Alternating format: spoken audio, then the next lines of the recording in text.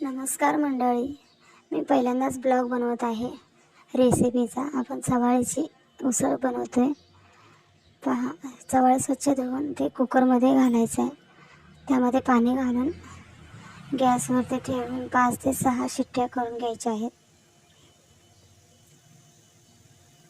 पटकन शिजते चवाळी व भाजी देखील छान बनते.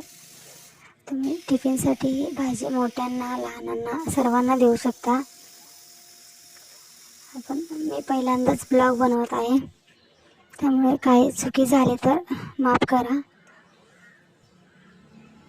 पाहू शकता आपण चवाळी पटकन शिजलेली आहे. आपण गॅसवरती एक तवा ठेवलेला आहे. त्यामध्ये तेल टाकून आता साहित्य पाहूया आपण. जिरे मोहरी घेतलेले आहे, कांदा, कढीपत्ता, मीठ, लाल तिखट, हळद. आता तेल गरम झालेलं आहे. जिरे मोहरी टाकून घ्यायचं आहे. जिरे मोहरी तडतडल्यानंतर आपण चिरलेला कांदा टाकून घ्यायचा आहे. कांदा व्यवस्थित परतून घ्यायचा ब्राऊन रंग येईपर्यंत. आता त्यामध्ये कढीपत्त्याची 5 ते 6 पानं टाकून व्यवस्थित परतून घ्यायचं आहे. आपले सर्व सुके मसाले त्यामध्ये टाकून घ्यायचे आहे. आता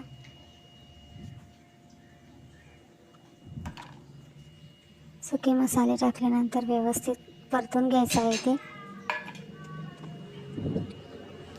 आता शिजवलेली चवाळी आपली पाणी निथळून त्यामध्ये टाकून घ्यायचं आहे. थोडंसंच पाणी राहिलेलं असते त्याच्यामध्ये थोडं तरी छान लागते ते चवीला. तुम्ही तसेच देखील ठेवू शकता. तुम्हाला पूर्ण सुकी उसळ पाहिजे असेल तर थोडंसं एक 5 ते 7 मिनिट कमी गॅसवरती वाफवून घेऊ शकता, त्याच्यावरती झाकण ठेवून. आता मी झाकण ठेवते, मला पूर्ण सुकी उसळ पाहिजे आहे.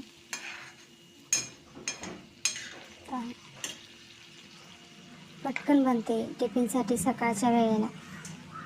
काही गडबडीत बनवू शकता. आता झाकण ठेवलेले आहे. 5 मिनिटानंतर झाकण उघडून पाहायचं आहे. आता पहा, पाणी पूर्ण आटत आलेलं आहे. पूर्ण सुकी उसळ होत आहे.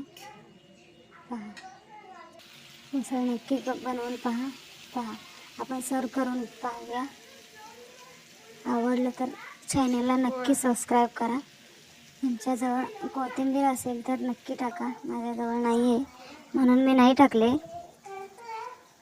पहा किती छान झाले. बनवून पहा आणि कमेंटमध्ये नक्की सांगा कसे झाले आहे ते. चॅनलला सबस्क्राईब करा. धन्यवाद.